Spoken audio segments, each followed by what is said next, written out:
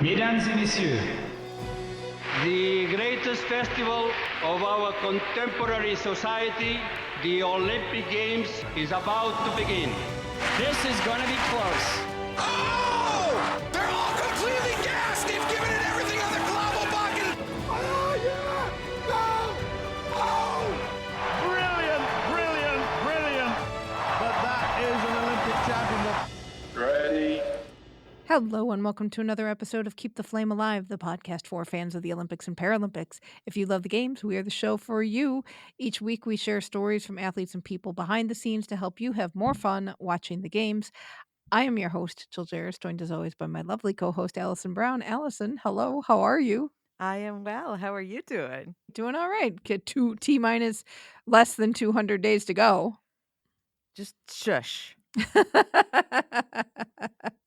No, I saw that come up and I said 200 days. 200 days is a lot of days. A lot can happen in 200 days or not, as we'll talk about later. But yeah, it's going to be a busy few months, that's for sure, but very exciting. Definitely. Also exciting is that we've got some news on the torch relay for Paris 2024. But first, we are going to talk road cycling today and what it is like to ride in the peloton, which has been one of my burning questions.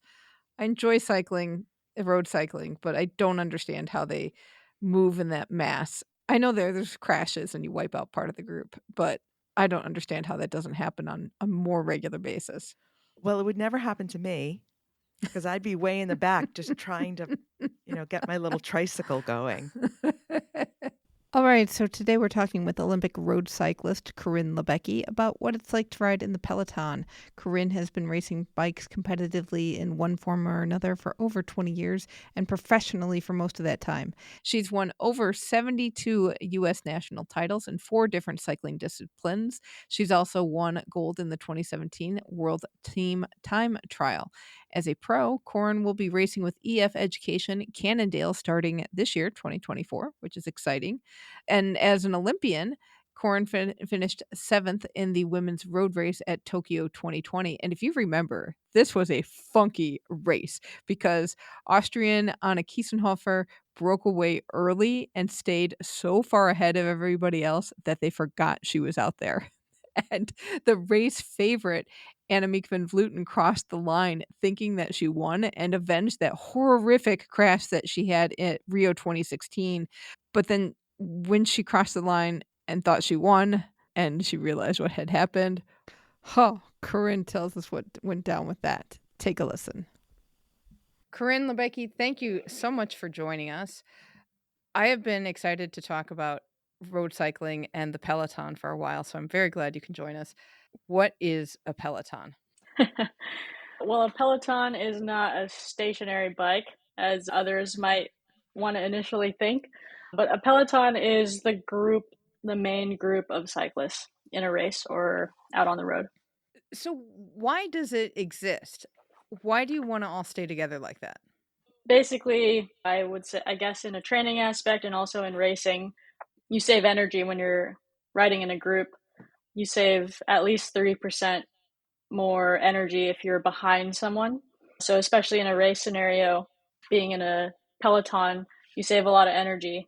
And then there are people who their role is to kind of lead the peloton, to lead a chase or whatever else. And, in training in a group, normally you'd spend a few minutes on the front and you'd kind of swing off and you go take your turn in training. So I think the idea is to be one big unit.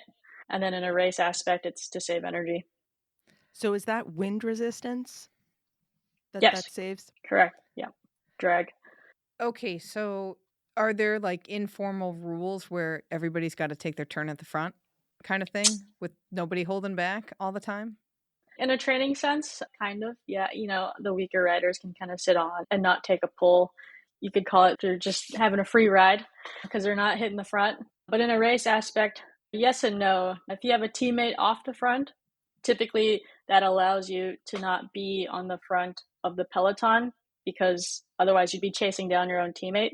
So in a strategy aspect, if you have a teammate in a breakaway that's in front of the peloton, Typically, that means you don't have to be at the front of the peloton to pull or set a pace or try to bring them back because you have a chess piece and a teammate up the road.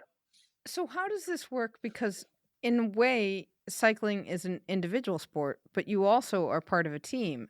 Who does what, and how is that decided? Yeah, it's very much a team sport more than you would think. Especially, it's, I think, unfortunate that only the winner gets to stand on top of the podium when actually it was a really big team effort. And the goal is always for the team to win. It could be anyone from the team to win. But of course, everyone has their strengths and weaknesses. So there are riders who are better to save until the very end. And then there are riders who are better suited to leading a chase in the peloton or being off the front in front of the peloton. Typically, it's decided by your strength and also who you race against, how the course is. And if it's a stage race, that adds another layer of complication and strategy, depending where you are on GC and what the goal is for the day. Okay, what's GC? So GC stands for general classification. So in a stage race, it's racing over multiple days.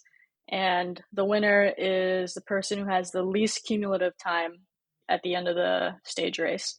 And usually there are time bonuses. They go, usually top 3 get 10 seconds, 6 and 4. And some races will have intermediate time bonuses, which are usually 5, 3, and 2. So that's how you can get extra time to win the general classification at the end of a stage race. Although that is not an Olympic event, but it's another form of cycling. I was just going to ask that because in the Olympics, you have many fewer fellow teammates than you would in, say, a Tour de France, a Tour de Flanders, those bigger professional tours. So and they're not necessarily your teammates from the professional tour because it'll be just American riders and professional tour doesn't go by country. So how does that transition work? Yeah, that's correct. So that's what adds another complication to the whole road cycling thing, and especially for Olympics and World Championships.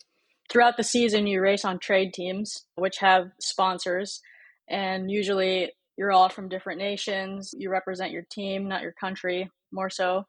And then for World Championships and Olympics, you obviously represent your country, which sometimes they're not your teammate for the rest of the year. So you have to learn your new teammates, so to speak. And yeah, that's like a whole nother thing that we can go into. And then there's Olympic qualifications, and the maximum spots that you can have in the Olympic road race is 4. And you typically have to qualify for those the year before the Olympic year. And the top 5 countries will get 4 spots, 2 of which will do the time trial. And then the countries that rank from 6 to 10, they get 3 spots.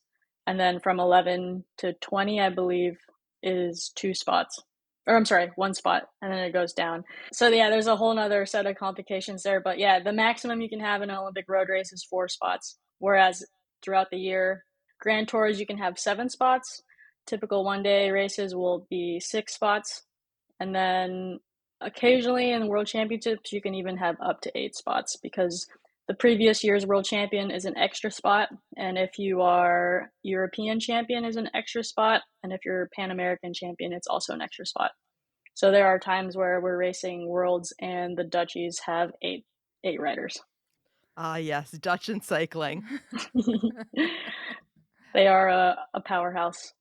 So how does it work when you're thrown together with, like for Tokyo, you were at Tokyo, you're thrown together with other teammates who you haven't been working with. How do you get to know each other, and how much time do you have to get to know each other?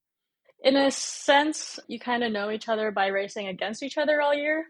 And for some of the girls I've known since I was a junior, like Ruth Winder and I are about the same age, so we've been racing together since we were 16 or 17. So, and we were teammates previously.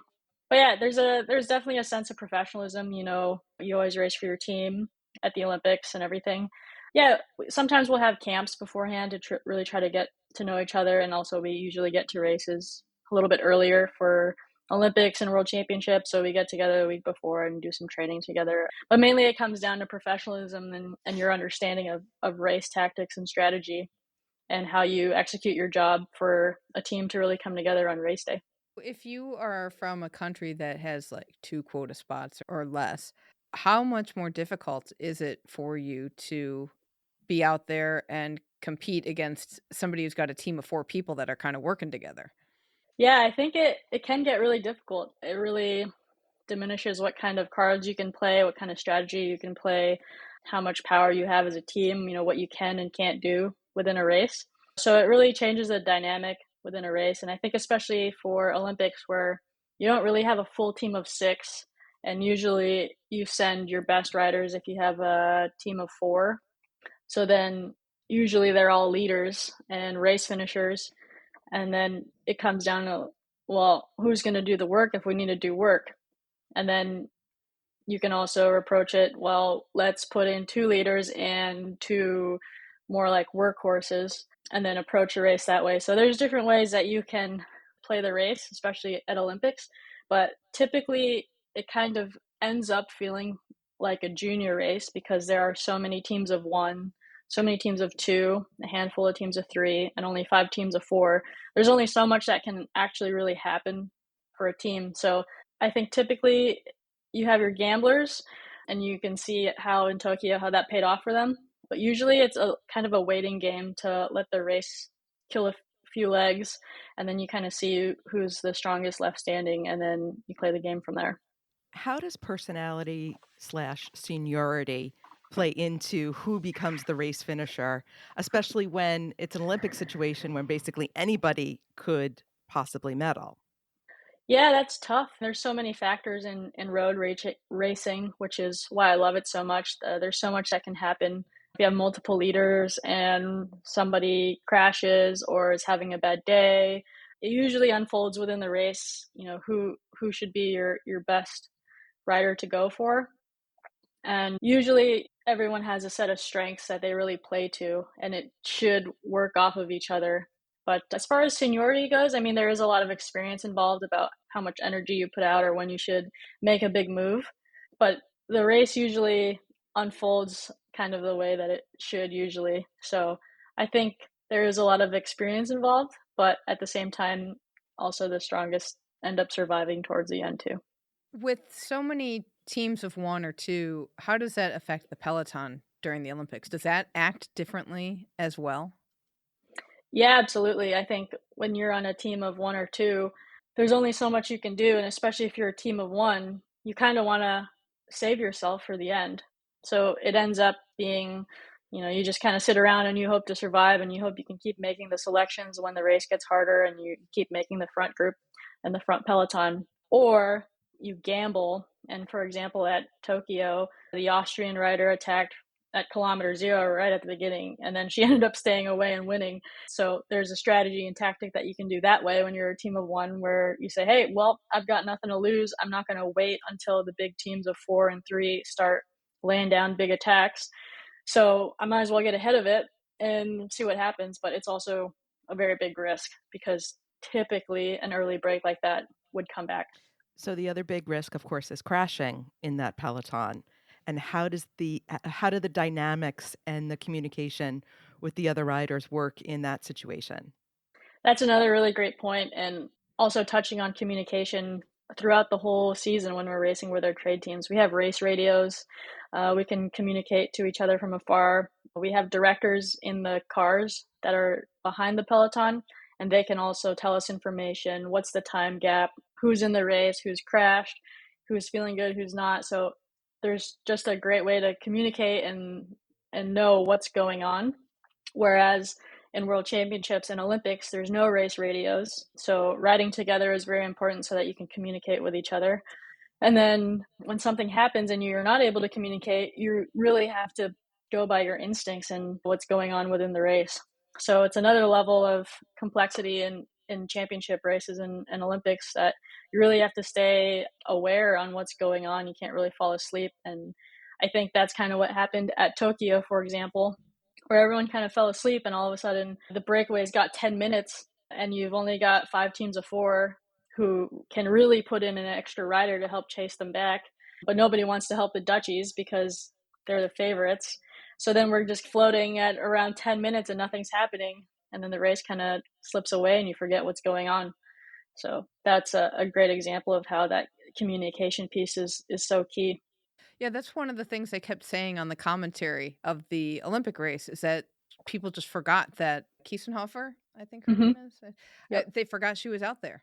And Yeah. is that easy to do? Because one of my other questions is, as you cycle farther and farther and your body is using up energy, how do you think at the end of the race? What's your mental game like? Yeah, I mean, that's a big part of it, and so a big part of one-day races, and especially with that communication part and not having radios, you really have to be in tune and stay focused. And I think a lot of the peloton forgot who was up the road and how far they were. And a lot of countries have staff on the side of the road with whiteboards, and they can put the time split and how many riders, but it's usually not enough information to know. And typically the race commissaires should show the time gap and the numbers of the riders who are off the front on a whiteboard on the motorcycle. But typically the people who see that are only at the front of the peloton. They're not going to float all the way to the back to make sure everybody knows this information. So you really only see it if you're in the front and if you're paying attention, if you can read it, because it's just a little whiteboard with numbers on it. So it adds another complexity to it. And I think in the end, when the race was getting hard and we were slowly kind of catching them back, some of the breakaway had fallen apart, and we caught a few of them, but not all of them. And there was still one off the front that we didn't know about very clearly. And then you start racing with the people around you, and you're thinking you're winning. You don't see who's in front of you, and there's not enough communication. No one's in your ear on your radio earpiece to tell you, keep going, there's another person, or not. You're just in your zone, what you know around you. And I think a lot of the riders kind of forgot about the overall view of the race. What was the reaction at the end of that? Especially from Annemiek van Vleuten. Yeah. Because she was very excited at the end and then got the news. Yeah, and at least from my perspective, I was in that front group going into the race circuit. And just before we went into the final circuit, there was a Polish guy, yelling at us 1 minute or something. That's all what I can kind of put together. And I was saying, like, okay, like they're still kind of out there. That's a lot to bring back in a short amount of time. I think the loop was less than 10 kilometers. And the rule of thumb in cycling is that typically for every minute, it takes about 10K to bring someone back. So I was like, oh, this is going to be tight. And as we enter the circuit, the race got really hard, and I kind of started to get dropped a little bit. And I knew there was still 3 riders off the front, and we were going up this climb, and we only caught 2 of them. And I was like a little bit confused, like wondering, like, where's this last person? But we're all on our limit. It's at the end of 4 hours. It's brutal hot, so you don't really know exactly what's going on. But I had an inkling, like something just seems a little bit off. But I was also a little bit in the back of the peloton at this time. And then we get around to the finish, and I was like 3rd in the sprint of the peloton that I was left in, ended up 7th overall. And then I saw Annemiek celebrating, really happy. And then I kept riding towards the end where they kind of corral us and we go through media. And then I saw the Austrian on the floor, completely gassed, out of breath. And I was like, where did she come from? Like she was not in our group. And then it all clicked. I was like, oh my gosh, I think she won. And all the cameras were on her and everything. So I was like, I'm gonna stand back and just kind of watch this unfold. So I laid down on the grass and just kind of gathered myself after a really hard race and was like watching everything go down. And I was like, Annemiek thinks she won. So at some point she's gonna realize she didn't, and that'd be pretty dramatic. So I think it was definitely tough for her. I mean, to have all those emotions, I think, and thinking that you had won Olympic road race and actually somebody else did who had been off the front the whole day. I think that had to be quite a 180 of emotions. How was that track to ride on at the whole circuit thing at the Speedway? I think it was really cool. I love racing on a circuit like that. I think it would be cool to be in the stands and be able to watch the finish right there. It was great to use those pits for the teams to like kind of have their home base before and after, or actually after the race. But I think it's a cool way to integrate a race course that's normally for cars, but it's also pretty famous in the racing world as well. And then you have Mount Fuji in the background. It was pretty neat. Do you actually see Mount Fuji as you ride by it, or are you just focused? In the race, probably not. I don't think I really remember that, but luckily our hotel had a nice view of it, and we had a couple clear days. You can get a nice photo, but it is a very large volcano, I guess. Okay, back to the peloton. How do you move around in the peloton, going forward, going backward, changing up places without crashing into each other? Because you're so close. Yeah. I mean, there's definitely a lot of risk involved in our sport, and yeah, moving throughout a peloton, I mean, one wrong move, you can take everybody down. But definitely, it takes a lot of experience. It's a lot of getting used to, getting comfortable being that close, or getting comfortable, occasionally like bumping into each other. And lucky for me, I'm kind of smaller, so I can fit through some gaps that most people can't. You can move up the sides that are safer, but usually takes a bit more energy because you have to go out into the wind. When the race gets narrow, it's obviously harder to move around because there's less space to move around and everyone kind of funnels up. So yeah, there's a lot of experience involved to learn how to ride in a peloton. Definitely. I think it's hard for me to explain how to do it because I think it's so second nature for me. But yeah, when there's space, you take it. And if you really have to get to the front ASAP, it's going to take energy, but you can go up the sides. And when it's windy, if wind is coming from one direction, usually like from the side, usually everyone will hide to the other side. So that usually creates space where if the wind is hitting you from the right, there will usually be more space on the right because it's harder to ride on that side. So that's also a way to think about moving around in the peloton. When there's a wind factor, there's going to be more space to the right or wherever the wind's coming. How much yapping is going on between riders? I think in a stage race, tends to be more relaxed moments. Usually not so much talking if it's a very important high level and a lot of things are going on within the race at that moment, so it's harder to chat. But sometimes when we're talking about strategy, captains or other riders will talk to other countries or teams and say, hey, do you want to put someone in to chase, or, what's your plan? I think you should put someone in. There's a lot of games that you can play with other teams to either like help them with your strategy or work together if you both missed the breakaway and things like that. So not often, but when it's necessary, it typically should happen. If a crash happens and some of your teammates get taken out or they have to fall way back to get back on the race, how does that affect your strategy? Yeah, it depends, but the underlying thing with that when things happen is communication. So like I said, like hopefully you're near your teammates and you can say, or you can at least even see that your teammate has crashed.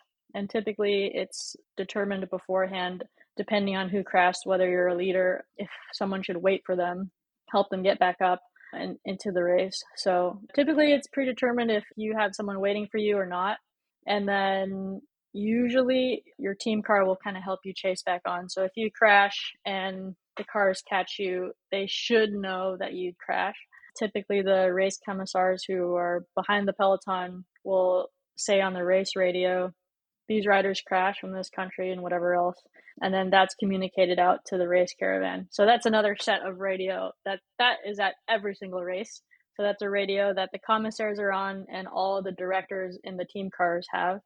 And they basically throughout the race say so and so is off the front with this much time, these people crashed, whatever else. So the directors have an overview of that through the race radio, but since we don't have a radio, we don't know that. So another way for us also to communicate is to go back to the team car and have a chat, get up to speed on things, talk about strategy, whatever else. Or also if you need water bottles or food from the car, you can also get that too. So that's also another way to communicate with your team at Olympics and World Championships races without radios. So you mentioned food and water. Mhm. What are the rules around that? What you're allowed to eat, not allowed to eat, allowed to do with the team car? The UCI rules state that I think feeding is closed until 50K into the race, and then it's open until the last 20K of the race. And they can change that depending on weather. They can open up from the start and keep it open until the very end. But that's the typical rule, I believe, the UCI rule on feeding. You can still go back to the car to communicate and talk, but you can't take any bottles or feed during those times. And then also you have staff on the side of the road at different points within the race who feed, and those are typically called feed zones. And that's on the right-hand side of the road, and they'll have bottles or musette bags, and sometimes the bottles have a gel attached with like a rubber band around it. So you ride by, you grab a bottle, and there's a gel on it, so you have a little bit extra food that way. Usually the musette bags are filled. It's like a little bag filled with 2 bottles, usually some food in the bag, and those are typically given out early on in the race since it's a lot of food. Or if you have one person who's going to pick up all the food for the other riders as well. So that's another way that you can refuel when you're out on the road. What kind of food are you eating? Typically we have mix in our water bottles, or sometimes water too when it's really hot. It's just nice to have a plain bottle of water. And then we have gels, rice cakes, bars, anything you can think of, race fuel that'll help you keep going and keep the energy levels up for the end of the race. What else can you do on your bike? And in terms of, I'm thinking like, can you do minor repairs and still ride? What other kinds of things can you do but still stay going? Yeah, what's funny in a race scenario is the race is constantly moving. It's never stopping and waiting for you. So whenever you have to stop, you also have to account like, okay, I somehow have to get back into the race. Or if I go back to the cars, I also have to use an effort and use energy to get back into the race. So yeah, something you have to take into consideration when you want to go back to the car and talk to your team director, or if you have a flat tire that I have to chase back on now. So that's another thing that you can do where that can happen within a race. Sometimes if you need to make a small adjustment to your bike that you can do yourself, you want to try and do it while you're moving so that you don't have to chase back on. But if the race, for example, is really slow and nothing's happening, then it's okay to stop. And I mean, sometimes you can do a pee stop too, and then you stop and you go pee, and then you have to chase back on to get back into the race. So that's another thing you can do, but you just also have to realize that I have to chase back into the race. The race doesn't ever wait for you. Thank you for mentioning pee stops, because that's also one of our burning questions. Do Yeah. you just stop by the side of the road? Are there designated areas? How do you manage this? Yeah, I like to think that there is no designated area, but there are areas that are better. Obviously, you don't want to do it in public. You can get a fine from the UCI for that. But I really try not to, because like I said, like it's something that you have to chase back from. In a stage race, it's a little more relaxed, and there are moments that are better for pee stops. And it's a little bit of an unwritten rule that nothing can happen within the race what if there's a big group that are stopping for a pee. But at the end of the day, the race is still moving, it doesn't wait for you. But it is an unwritten rule that the race shouldn't go on while a group stops to pee. But typically it happens in the beginning of the race where nothing crazy is going on. It's okay to stop, and to chase back on isn't too difficult. So that's kind of the unwritten rule around pee stops. And you obviously want to stop when a big group is going, because you have more people to chase back with, and because of the unwritten rule of the race not going on if you're with a big group. Hopefully you have the race favorites there, so you kind of have them in your pocket, like if they're peeing, I'm going to pee because they're going to be the race. Okay, not to belabor the point, but are the suits one piece? Or is it a bottom suit? Like, how does it physically work with your suit? Yes. Yeah, it's a tricky one. There are different methods and tactics to peeing within a race, and also people wear different things. So you can race in a race suit, which is usually like a one piece, and then some people race in bibs and shorts. So 2 separate pieces, shorts with some straps on them to keep them up, and then a jersey over it. And usually when it comes down to a pee stop, you kind of want to be prepared. You want to know where you're going to stop. You're already unzipped. And then if it's a one piece, you got to take it all off, because there's just no other way. And then with a jersey, you can have your jersey off beforehand, and then you can take your bibs off really quickly and then put everything back on. And then another method that some people use is if their shorts are really stretchy enough, you can pull one leg up and over, and then you don't have to take any clothes off. So then it's a little bit simpler, doesn't expose as much, but you just hope that your shorts are stretchy enough to do that and you don't pee yourself, because then you have to sit on it for the rest of the day. So logistically, that's kind of how that works. And then If you're skilled enough, you can zip up while you're riding on the way back to chase back on, or you have to take a few seconds to zip everything back up and hope it goes smoothly and your zipper doesn't break and you can chase back on. Sounds like a zipper is broken in your lifetime. Yes, it has. Luckily just for a race suit, so it's still somewhat closed on the bottom. And then I just went back to the car and I got a vest to put over it so that the top of my jersey or my race suit wasn't just flapping in the wind. It happened. With the Olympics, your race was 137 kilometers long, but that's 107 shorter than the men. Why is there a disparity in the distances? Should there be a disparity in the distances? Yeah, that's a good question. I think there are some riders who prefer it to be longer and more similar distances to the men. And I think some who don't. And I are to the side of that it shouldn't be as long as the men. I don't think we are the same kind of human with the same kind of capabilities. And it also changes the way that we train and how we're able to train. I think the distances we do are long enough.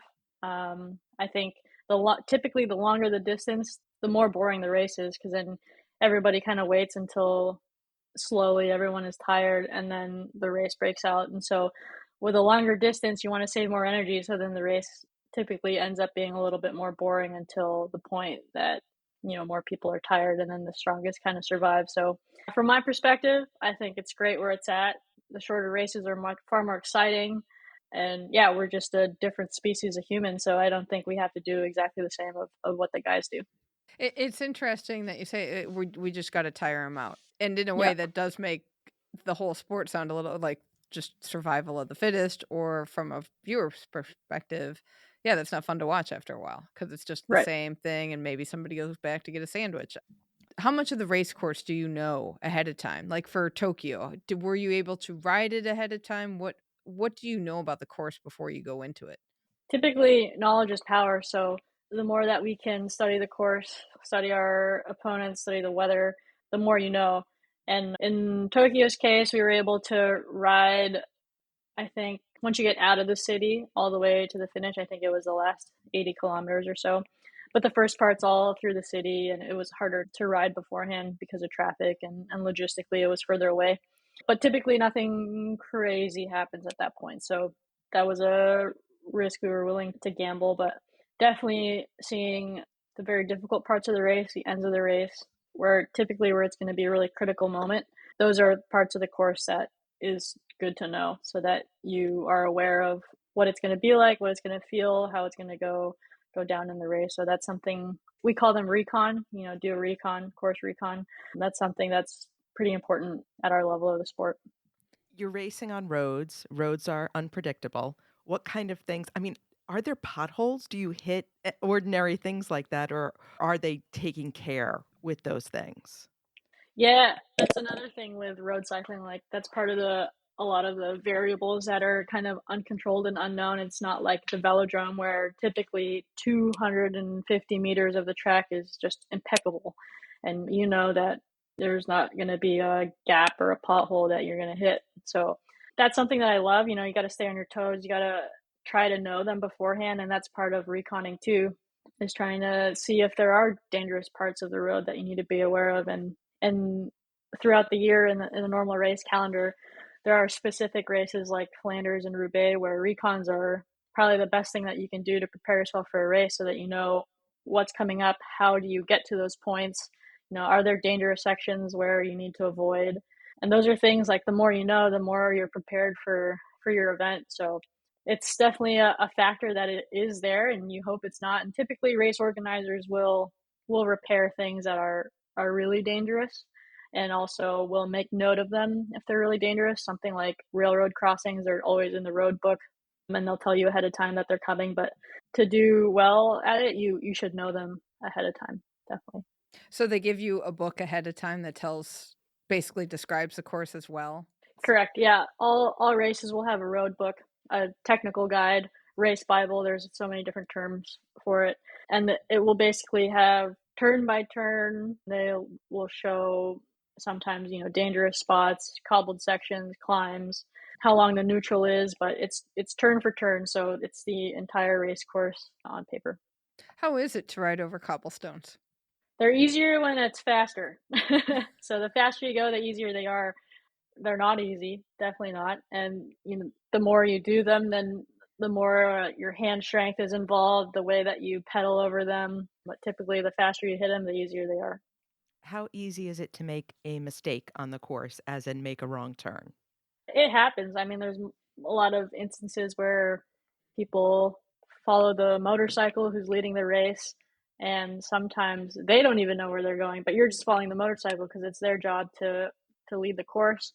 And it's happened a few times before where someone will take the wrong turn because the motorcycle took the wrong turn and you're just following them.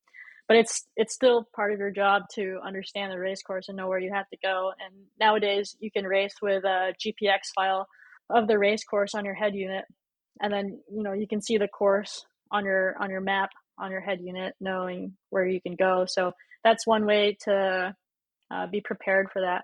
But also, you still have to be aware of what's going on around you. Maybe they made a last minute change, or the GPX file that you downloaded is a little bit old and they made an update that you forgot about. So there are things like that you just have to be aware about and know that, yeah, it can change at any moment, but you just have to be awake and aware. What is this head unit? So a head unit is a computer that will tell you, your heart rate, your power, the time, and it'll start a file of your ride or your race. It'll basically tell you all the metrics that you need to know, or that you can know while you're riding, your cadence, things like that. And the newest models will have maps as well, and then you can download a GPX file, and then when you're training, you can make a lap that you can follow, or you can follow the course or whatever else, where other roads are. So it's a really cool tool to have nowadays. They didn't have it before. I think before, everyone's just racing on instinct and however you're feeling and whatever you see in front of you, and if you know the course, study the course, have done course recons. So it's basically a little computer that's on your bike that gives you information. That's very cool. You've done just tons of different types of cycling. How did you narrow it down to focusing on road? When I was a junior, I was really lucky to be able to race so many different disciplines of cycling. I started with road. I got into track cycling. I did cyclocross. I did a bit of mountain biking. I actually started more on the mountain bike side when I was really, really young, before I started racing. And that's kind of how I got into cycling a little bit. But yeah, I think it's really great to try all the different ones, especially when you're young, and just try to get an understanding of the different kinds of cycling and how they help each other.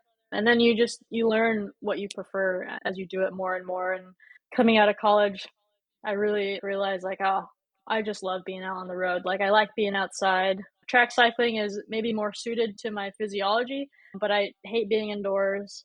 And especially growing up in California, we have, the best indoor track in the country, but you're in California, so it's like so nice outside. So it was hard for me to just keep going around in circles indoors when I could be outside enjoying the weather, enjoying a new route, new road. And that's also what I like about road cycling too, is you don't have to do the same loop twice. Whereas on the velodrome, you have to do the same loop over and over again. Or also for mountain biking, there's only so many trails that you can do. But there's, pros and cons to all kinds of cycling, where, road cycling, you have to deal with cars on the road and roads that are not super nice to ride on. Mountain bike, there's no cars, but you're out in the middle of nowhere usually, and you're just stuck to the trails that you're on. And then cyclocross is so specific. You hope that there's like a good community around you, or there's a race course around that you can practice, or you have to make your own set of barriers to use. And then a velodrome is probably even harder than cyclocross, because then you need a velodrome near you to train for that. So that's another complexity to that, is if you don't have one near you, then, you don't get to ride it as often. So I just love road because it's just easy. You put your shoes on, you head out the door, and you can go wherever you want to go. You've had a couple crashes. Mm-hmm. Talk us through kind of the mental aspect of you crash and then you have to keep going. Yeah, it's tough. It's a tough sport. And like I said before, the race continues with or without you. So typically when you crash, you know right away whether you're okay to keep going or you're like not okay to keep going. So that's usually the kind of the first thing that kind of comes to mind after you hit the ground is like, am I okay, or can I keep going, or do I actually really need help? And then the next thing you do is you check your bike, make sure everything's okay. Can you continue riding it, or do you need to get on the radio or put your hand up or call for your team to bring your spare bike? And usually in that sense, when you crash and your team knows, they just bring a bike anyways, because that's the staff and the mechanic's job to make sure that you have a bike ready to go for you. Yeah, and then typically you have to chase back on. So not only did you just hurt yourself, then you have to chase back on to get back into the race. So it's definitely a tough part of the sport. And I think it would be better if you had a little bit more time to know whether you're okay or not, and not have to put yourself at more risk chasing back on. But that's just how it goes. The race keeps going, and you have to make the call whether you can keep going or you can't. And how the team approaches that too. If you're fine to keep going and you're a race leader, then a few of your teammates can wait for you at the back of the peloton and then help you chase back on too. Do you ever get in a crash and go on and then find out like adrenaline took over, and at the end of the race you're just like, wow, I wasn't as good as I thought I was? Oh, absolutely. I think adrenaline definitely takes over.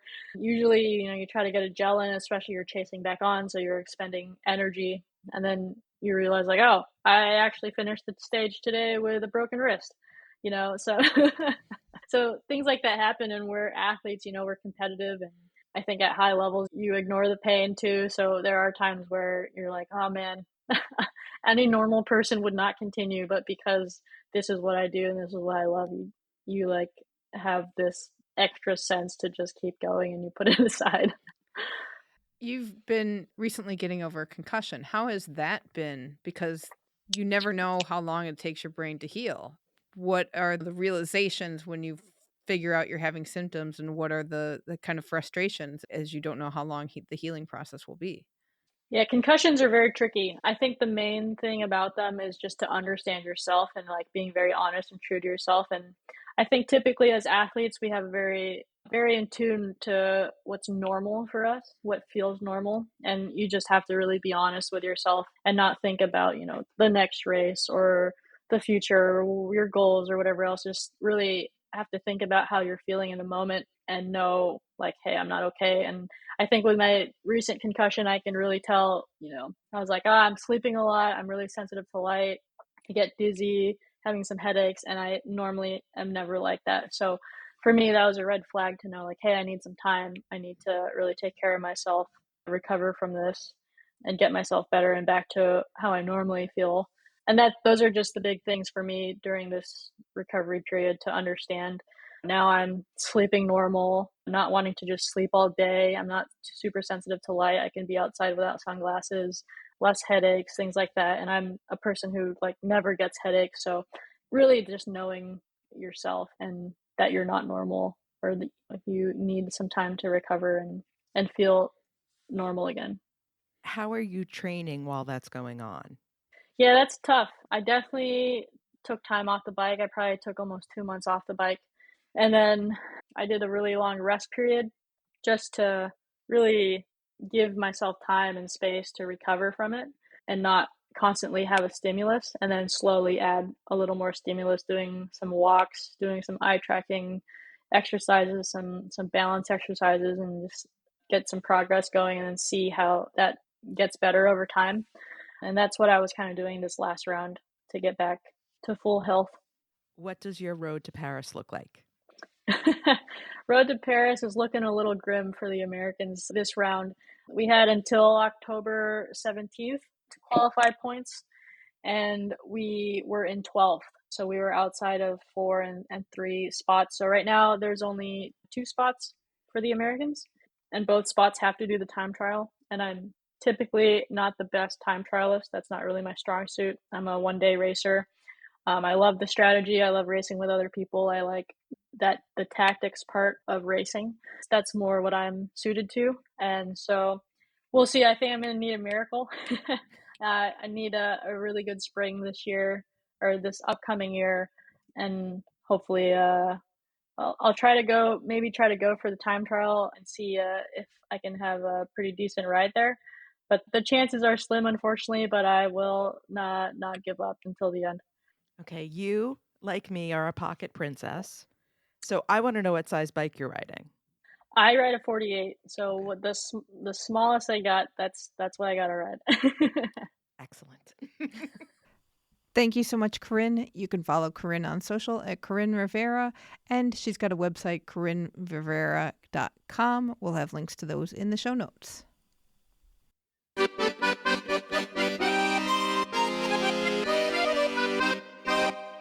C'est magnifique. Yes. So the IOC is trying. They're really going to be pushing this gender equality, gender equity storyline that they've got going on for this year, because it's going to be the first Olympics where there are an equal number of men and women. That doesn't necessarily mean full equality. Let's go back to our conversation with Dr. Michele Donnelly for that. We'll put a link to that in the show notes if you haven't heard it, because it was really good and very enlightening. But they want more gender equality, the IOC does. So they want to see joint flag bearers. Which And we they're have also, seen before, and that was yes. actually quite lovely. Yes, but not all countries did that at Tokyo. So they kind of called them out and said, hey, let's do 2 flag bearers, 1 man, 1 woman. Let's have some equality here. They'd also like to see more females on staff, particularly in coaching. Not a great time to bring that one up. It's a problem. And also in the upper ranks of Olympic committees, it's very male heavy. So you see it on the field and then you don't see it expanding throughout the ranks all the way to the top. Right. And we talked with Dr. Donnelly about this and how, look, you can't just make this edict from the top down and expect in 200 days to see just a wealth of female coaches show up at the games and be able to coach well and have that kind of support to do so. But you got to build it from the bottom up. And female coaches have had troubles getting roles. It's a whole circle of, we don't have enough women in coaching, but women aren't being put into coaching roles, kind of thing that just kind of perpetuates itself. And there's a big thing in the United States where women are starting to work in men's sports, but there is so much resistance, and there is this constant idea that no male athlete would listen to a female coach, and that's just simply not true. I mean, that's an outdated myth, but that's perpetuated. So men can coach women, but women can't coach men. So right off the bat, you have the even opportunities for women limited. Right, right. So to say with 200 days to go, hey, we'd like to see more female coaches, it'll be interesting to see how that actually plays out. But I don't expect that needle to move very far I this year expect it compared to last. I expect it to be tokenism, that if they have a female coach on staff, they'll send that person, but that person won't actually be doing the coaching. Could be. We will keep an eye on that. Exciting news from the torch relay. They're really trying to push this Olympics is going to be like no other, because every time Paris 2024 puts out a press release, it's the opening ceremonies like no other, parade of nations like no other. And this torch relay, again, the press release was a torch relay like no other. I'm like, you're moving the torch across the country. That's the basics here. and, and and across the world. So they're going to have this new concept of a team relay. And this seems to be a relay within the torch relay, because there's still like 10 or 11,000 torchbearers, but 3,000 of them are going to be specifically tied to these team relays. And team relays will focus on a particular sport. So most days of the torch relay, the calendar does have some blank days, is going to have a different sport featured. Some days will have 2 sports featured. And these teams will do something involving their sport to showcase the sport as they move the flame along. And some sports, this makes a lot of sense. Rowing, you can row the torch, skateboarding is involved, equestrian, and some of that would be really lovely. I mean, how beautiful is it going to be to have the torch or the torch bearer on the back of a horse, just sort of galloping along? I mean, that feels very French, doesn't it? But how are we going to move it along, say, when it's fencing's day? Are they gonna, like, stab each other with the torch? I don't see how that's gonna move. But on the flip side, this will give a lot of exposure to smaller sports, sports that people may not watch except every 4 years. And I love the idea that teams are going to have Olympic champions and medalists and then everyday participants, and the whole idea of sport is for everyone. So I like the I concept, but like no other. Well, it'll be interesting to see how the execution is because the concept is good and they really are keeping in mind that this is an Olympics for all and trying to integrate the idea that sport and exercise should be a part of your everyday life. And there are ways to do it even when you are no longer a youth and youth sports is a big thing. But even as an adult, there are many, many ways you can participate in sports. So that'll be interesting. I'm very curious. Rock climbing will be going up a rock. So that will be that'll be interesting to see. The other portion of this that I'm very excited about is they're doing the same thing for the Paralympics. And I think this is brilliant because Paralympic sport needs more exposure. So to see more Paralympians and para athletes of all levels participate and show off their sport, I think is brilliant. Right, and the Paralympic torch relay will have 6 team relays. Those are gonna be based more on themes than every day is a different sport. There's going to be in the Olympic torch relay, there will be days dedicated to disabled sports. So they will have a place in that as well to showcase sports in and of themselves. But the Paralympic relays are going to include themes like young para athletes, volunteers, associations, and caregivers, which I think is really important to show the resources that are out there, and then also Paralympians as well. So it's going to be an interesting concept. We have the schedule of what's on what day. So as the torch relay goes along, we will remind you what to look for in terms of the teams and the sports that are being showcased. And it's going to be a lot of fun. Checking in on the construction work, Inside the Games reports that Paris is 84% done. What does that mean? They're What's supposed left besides the village? they're supposed to be at 89%. Oh, well, that's not great. But not bad. They're actually saying, "Oh," because anyone who's done a home improvement project knows it always takes longer and costs more. So the fact that they're 84% is really good. So there are some temporary venues that still need to be finished. There are some venues that are still being used for their current purpose that won't be transitioned until the spring. Taylor Swift has to come through Paris first Oh, well, that's not before bad. we can get some swimming venue approved. So they're in really good shape. I don't think we're going to have the issue of wallpaper stuck up with tape this time around. Oh, I hope. Beijing. We shall see, but I think stuff will be done. And I think exactly what you said. A lot of times you need things to clear out in order to build. And I would not be surprised if some of the temporary venues are quick to build and can be done very, very quickly. So that is good news. Also, 84% complete. My reading of our book for book club that's coming up. If Gold is Our Destiny, How a Team of Mavericks Came Together for Olympic Glory. If we want to talk about anniversaries, this book is about the U.S. men's 1984 volleyball team. So it is the 40th anniversary of 1984. Oh boy, which is exciting, but it's also a reminder of just how long ago LA 84 was. So we are excited to read that book. Book Club Claire will be here soon. If you've read it, let us know what you think about it. You can drop us a line at flamealivepod.com or hit us up on social or our Facebook group, Keep the Flame Alive Podcast. Welcome to Shukflistan. It is the time of the show where we check in with our team, Keep the Flame Alive. These are past guests and listeners of the show who make up the citizenship of our very own country, Shukflistan. First up, this is exciting. Yeah, Connor Fields is the new host of Outdoor Nirvana. Season 6 will premiere on January 17th on Vegas PBS. Annika Malasinski will be competing at the Women's Nordic Combined World Cup in Oberstdorf, Germany this weekend.